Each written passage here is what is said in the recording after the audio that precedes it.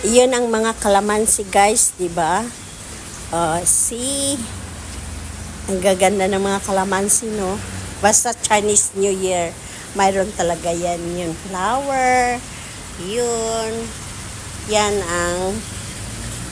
ang flower ng Chinese New Year. O, diba?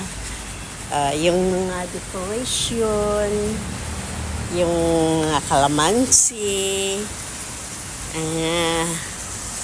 mga flowers guys, mga kalamansi dito. Ang dami, diba? Mayroon pa doon mga decoration, pero dito ang magandang decoration guys.